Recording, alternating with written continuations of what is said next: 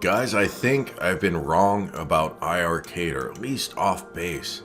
When the iiRcade system launched, I really thought its fate would be tied to nostalgia, their ability to get some retro games that we can't play anywhere else, sell them to us in an official package, and evoke nostalgia, have people want to come back and play games they used to play. But then they started publishing their top game sales list, the games that people are buying the most of, and well, it is what it is. It's kind of proving me wrong here.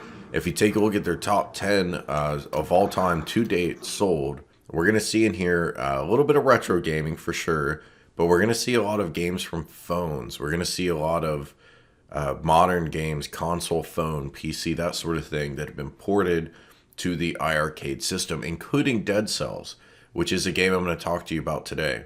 So Dead Cells was provided to me by iiRcade. I always tell you guys that, just to not try to flex or anything. It's a $25 game. It's not a big deal either way, but just want to give you guys the heads up.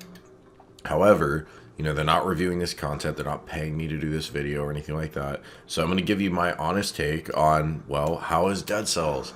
The reality is this game's been out for years. There are lots of good reviews out there. I'm going to talk to you about how it plays on the iiRcade. And in terms of an overall review, this is called a roguelite, or as I like to think of it, a side-scroller beat-em-up, you know, with you got different weapons you can use. You've got some depth of gameplay like you would expect from a modern game. You've got upgrade paths for your character. You've got upgradable weapons.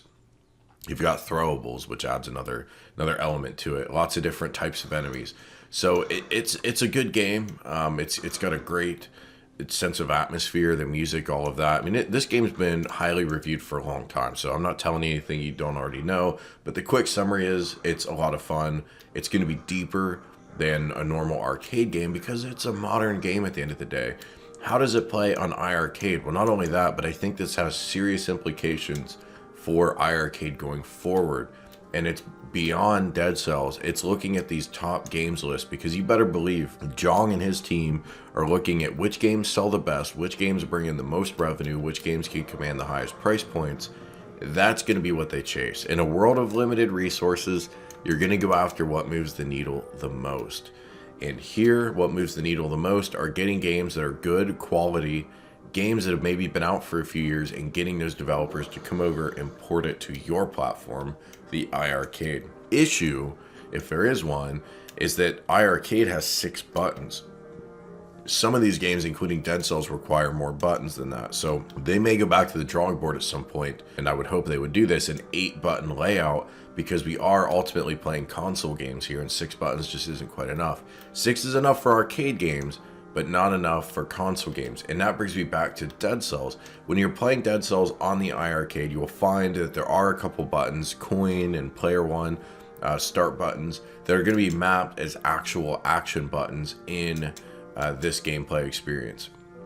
Because it needs more than 6 buttons, it wasn't designed with iiRcade in mind, and you need additional buttons to hit.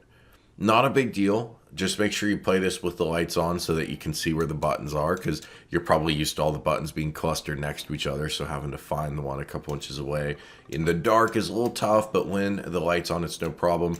Luckily, the way Dead Cells is designed, and I think this is true on all platforms, every time there's an action to do, it's going to tell you on screen exactly which button to hit to do that action. So you're not going to have to remember, oh, the start button does this, because it's not intuitive, but it's labeled every time you play the game. So it is eminently playable here. I've had a lot of fun with it.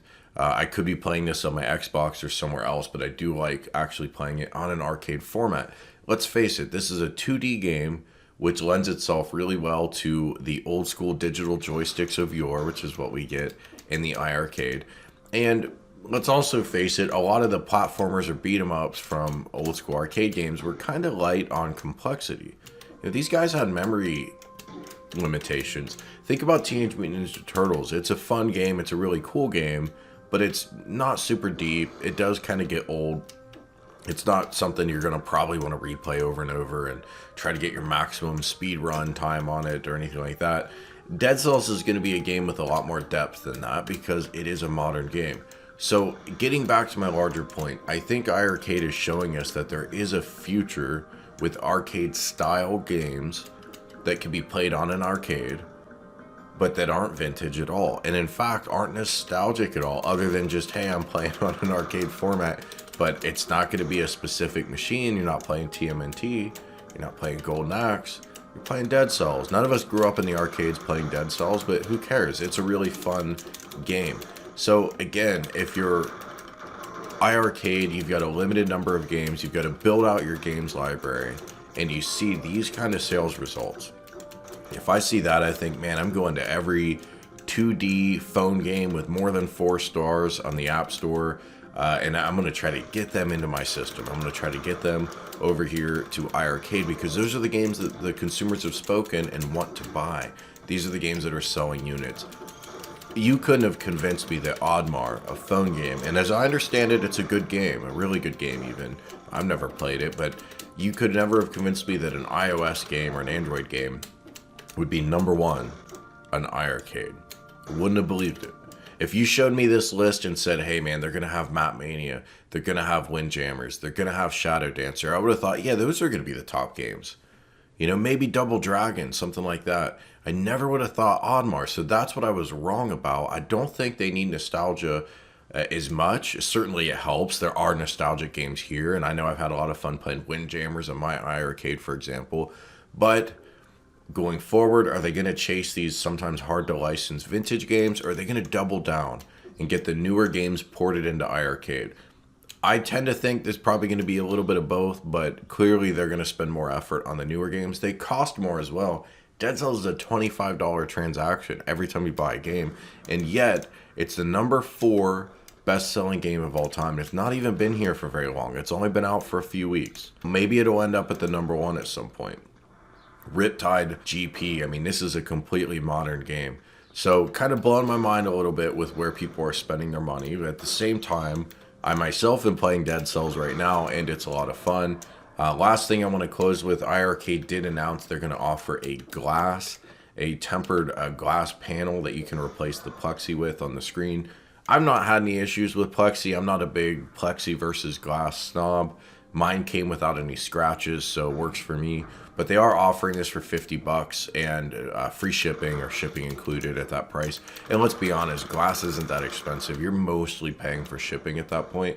But it is going to be custom made for this. It's going to have the black borders, so it's going to look legit. I'm just a fan when these companies do official accessories. I'm a fan when At Games does it with their bit pixel stuff.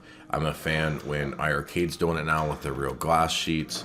So I always like to see that. So I did want to give them a shout out. And if you're interested in that, keep a lookout. I know they sent an email out recently announcing it, and it's going to be available on their store, I think, in a few weeks. So let me know what you guys think in the comments. Have you tried Dead Cells on iiRcade? Where do you fall on this? Are you like me? You want more of the vintage games? Or is this the future? We're going to get modern games on the arcade finally. You know, don't forget, I mentioned TMNT for a reason. They are going to do a reboot TMNT game in the similar style of Streets of Rage. And in fact, it's made, I think, by the same team. Is that a game we could get on the iiRcade? Because that would be amazing.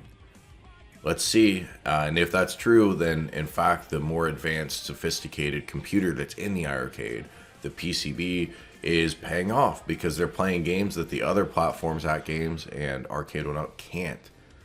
And maybe this is a big part of the future, and if it is, I think we're going to see iiRcade be very successful. Thanks for watching. Hit the like button if you enjoyed the video, and I'll talk to you soon. Hey, consider hitting that join button to support the channel, and thanks so much for watching. Dripping lights paint the sky.